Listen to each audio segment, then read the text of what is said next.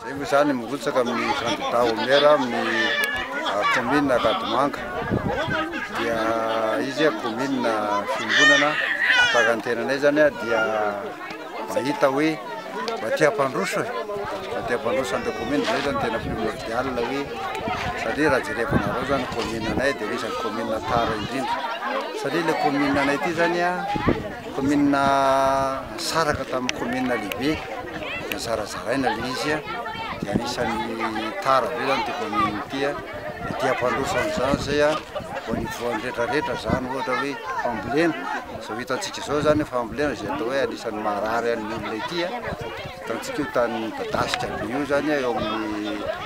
200 hectares eo zany izy io dia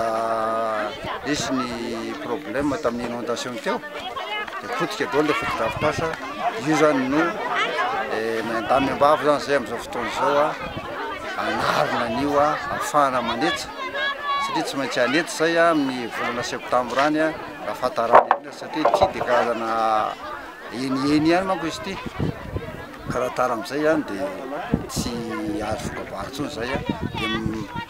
mijitsa zay any any amin'ny mi-janvier any dia aoriana zay vao tonga ny rano be dia mba mahazo vary zany zay io zany anisan'ny tena ataonay vaindohan-draharaha io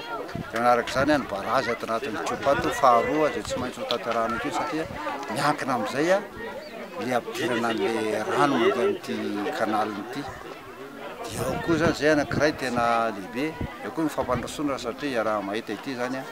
le tsy hoe manambany tena fa le toetsaina zany mbola mila édikena be zany izy dia hanao zany zay karazana biblioteka rangana biblioteka sa zay ho an'ny tanora dia asina sibero zany mba ahitana izy internet sy ny rehetrarehetra mba fandrosoana any ivelany any dia anankiray satria mba ialana an'le agilité zany tsy maintsy hanao zany zany zahay eo koa ny sport eo ny sécurité eo ny tombom-pahasalamana eo ny fianarana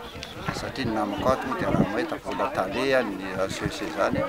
dia mba tiana hoarina zany rehetrarehetra zay zany tena mahatonga anay hoe alora angamba hitsangantsika rotsaka anao an'ity anasoana an'ity tanindrazana ivolana ity